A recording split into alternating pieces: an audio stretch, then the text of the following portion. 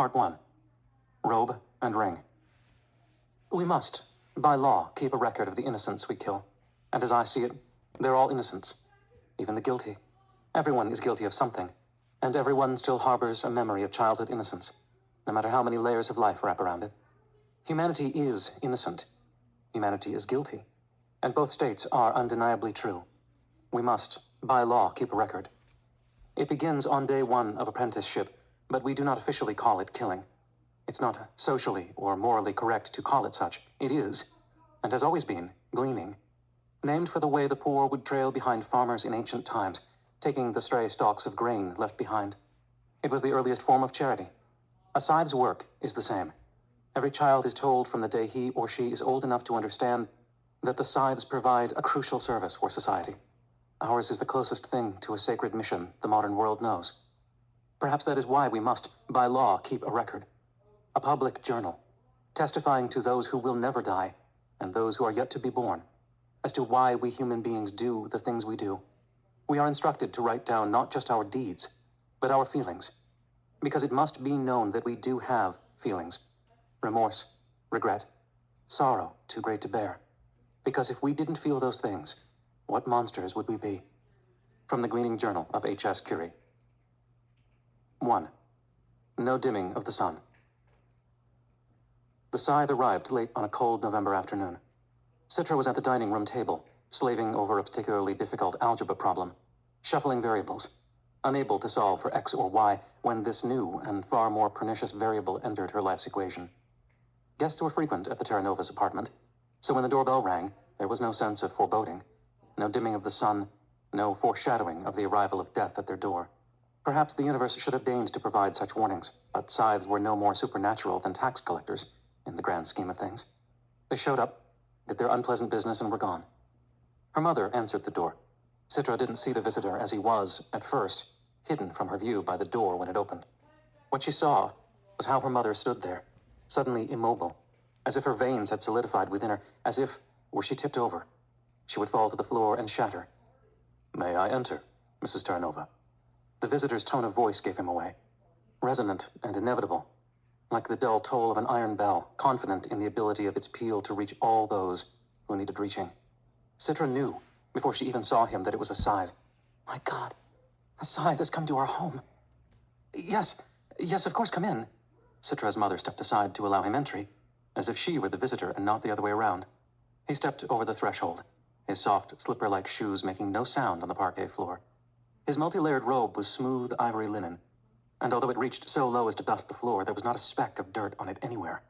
A scythe, Citra knew, could choose the color of his or her robe, every color except for black, for it was considered inappropriate for their job. Black was an absence of light, and scythes were the opposite, luminous and enlightened. They were acknowledged as the very best of humanity, which is why they were chosen for the job. Some scythe robes were bright, some more muted. They looked like the rich, flowing robes of Renaissance angels, both heavy yet lighter than air. The unique style of scythe's robes, regardless of the fabric and color, made them easy to spot in public, which made them easy to avoid, if avoidance was what a person wanted, just as many were drawn to them. The color of the robe often said a lot about a scythe's personality. This scythe's ivory robe was pleasant, and far enough from true white not to assault the eye with its brightness. But none of this changed the fact of who and what he was. He pulled off his hood to reveal neatly cut gray hair, a mournful face, red-cheeked from the chilly day, and dark eyes that seemed themselves almost to be weapons. Citra stood, not out of respect but out of fear. Shock. She tried not to hyperventilate. She tried not to let her knees buckle beneath her. They were betraying her by wobbling, so she forced fortitude to her legs, tightening her muscles. Whatever the scythe's purpose here, he would not see her crumble. "You may close the door," he said to Citra's mother, who did so, although Citra could see how difficult it was for her. A scythe in the foyer could still turn around if the door was open. The moment that door was closed, he was truly, truly inside one's home. He looked around, spotting Citra immediately. He offered a smile. "Hello, Citra," he said. The fact that he knew her name froze her just as solidly as his appearance had frozen her mother. "Don't be rude," her mother said, too quickly. "Say hello to our guest." "Good day, Your Honor." "Hi," said her younger brother, Ben, who had just come to his bedroom door, having heard the deep peal of the scythe's voice. Ben was barely able to squeak out the one-word greeting. He looked to Citra and to their mother. thinking the same thing they were all thinking. Who has he come for? Will it be me? Or will I be left to suffer the loss? I smelled something inviting in the hallway, the Scythe said, breathing in the aroma. Now I see I was right in thinking it came from this apartment. Just baked ziti, Your Honor, nothing special. Until this moment, Citra had never known her mother to be so timid. That's good, said the Scythe, because I require nothing special. Then he sat on the sofa and waited patiently for dinner. Was it too much to believe that the man was here for a meal and nothing more? After all, Scythes had to eat somewhere. Customarily, restaurants never charged them for food, but that didn't mean a home-cooked meal was not more desirable. There were rumors of Scythes who required their victims to prepare them a meal before being gleaned. Is that what was happening here? Whatever his intentions, he kept them to himself, and they had no choice but to give him whatever he wanted. Will he spare a life here today if the food is to his taste? Citra wondered. No surprise that people bent over backwards to please Scythes in every possible way. Hope, in the shadow of fear, is the world's most powerful motivator. Citra's mother brought him something to drink at his request, and now labored to make sure tonight's dinner was the finest she had ever served. Cooking was not her specialty. Usually she would return home from work just in time to throw something quick together for them. Tonight, their lives might just rest on her questionable culinary skills. And their father, would he be home in time? Or would a gleaning in his family take place in his absence? As terrified as Citra was, she did not want to leave the Scythe alone with his own thoughts, so she went into the living room with him. Ben, who was clearly as fascinated as she was fearful, sat with her. The man finally introduced himself as Honorable Scythe Faraday. Did a report on Faraday for school once, Ben said, his voice cracking only once. You picked a pretty cool scientist to name yourself after. Scythe Faraday smiled. I like to think I chose an appropriate patron historic. Like many scientists, Michael Faraday was underappreciated in his life. Yet our world would not be what it is without him. I think I have you in my scythe card collection, Ben went on.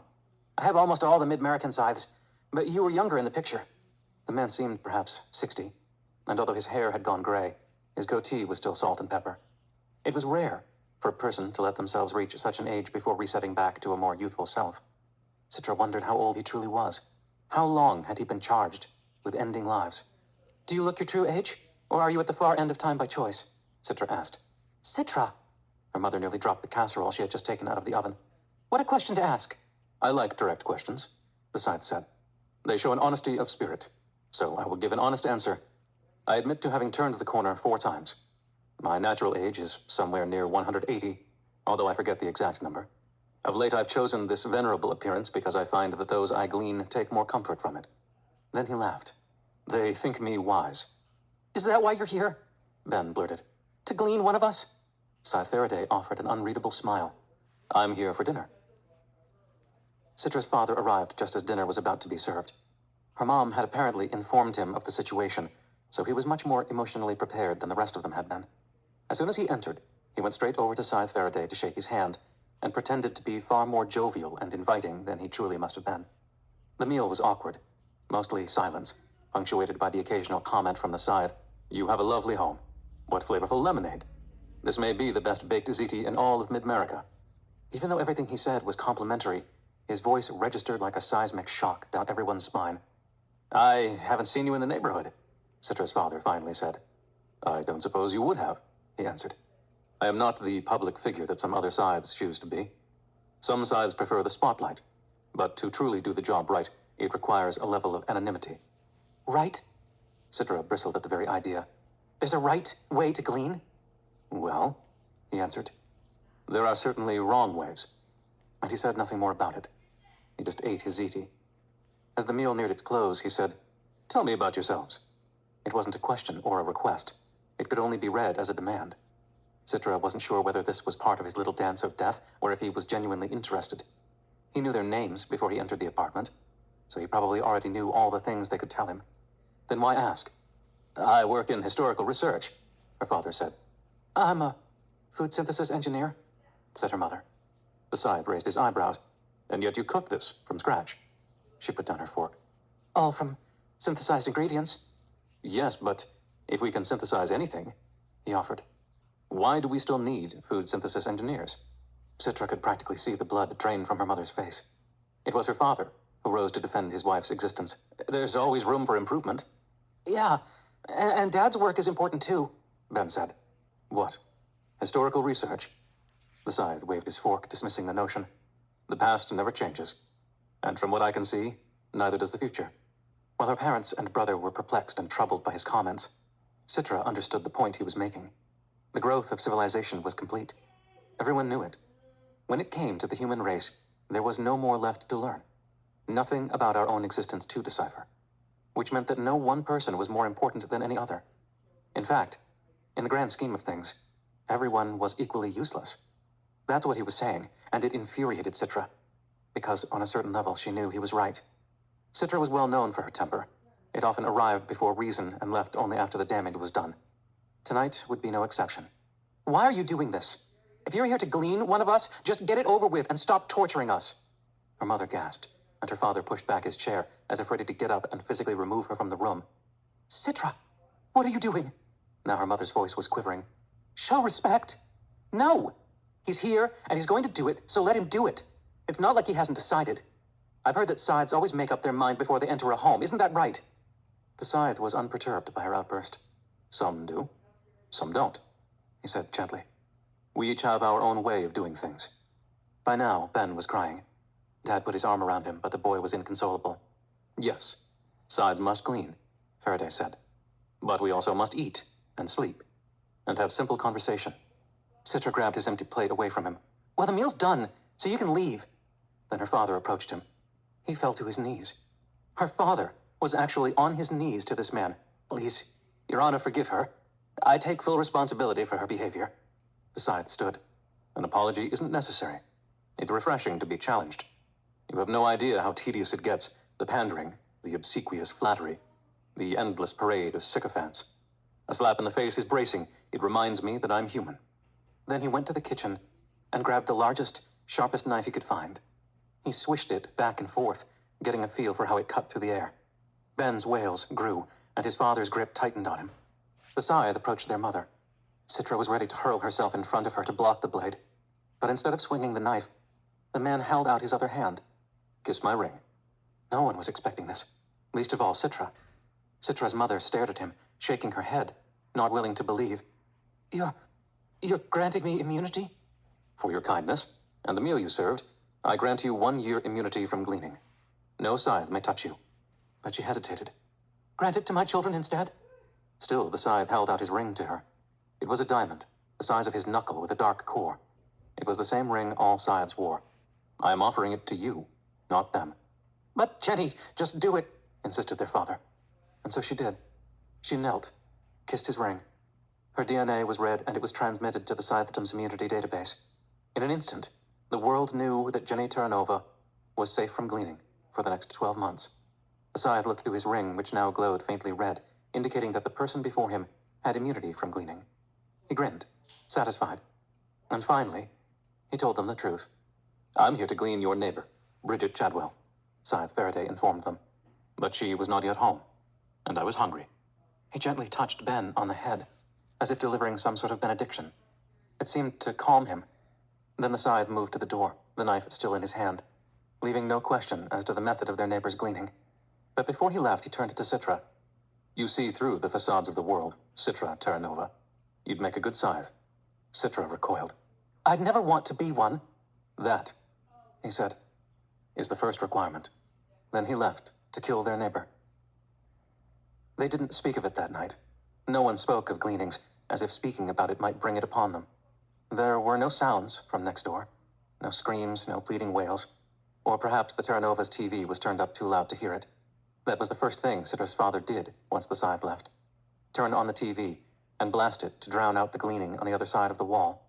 But it was unnecessary, because however the scythe accomplished his task, it was done quietly. Citra found herself straining to hear something, anything. Both she and Ben discovered in themselves a morbid curiosity that made them both secretly ashamed. An hour later, Honorable Scythe Faraday returned. It was Citra who opened the door. His ivory robe held not a single splatter of blood. Perhaps he had a spare one. Perhaps he had used the neighbor's washing machine after her gleaning. The knife was clean too, and he handed it to Citra. We don't want it, Citra told him, feeling pretty sure she could speak for her parents on the matter. We'll never use it again. But you must use it, he insisted. so that it might remind you. Remind us of what? That a scythe is merely the instrument of death, but it is your hand that swings me. You and your parents and everyone else in this world are the wielders of scythes. Then he gently put the knife in her hands. We are all accomplices. You must share the responsibility. That may have been true, but after he was gone, Citra still dropped the knife into the trash. It is the most difficult thing a person can be asked to do, and knowing that it is for the greater good doesn't make it any easier. People used to die naturally. Old age used to be a terminal affliction, not a temporary state. There were invisible killers called diseases that broke the body down. Aging couldn't be reversed, and there were accidents from which there was no return. Planes fell from the sky. Cars actually crashed. There was pain, misery, despair. It's hard for most of us to imagine a world so unsafe, with dangers lurking in every unseen, unplanned corner. All of that is behind us now, and yet a simple truth remains. People have to die. It's not as if we can go somewhere else. The disasters on the Moon and Mars colonies proved that. We have one very limited world, and although death has been defeated as completely as polio, people still must die. The ending of human life used to be in the hands of nature, but we stole it. Now we have a monopoly on death. We are its sole distributor. I understand why there are scythes, and how important and how necessary the work is, but I often wonder why I had to be chosen. And if there is some eternal world after this one, what fate awaits a taker of lives? From the Gleaning Journal of H.S. Curie.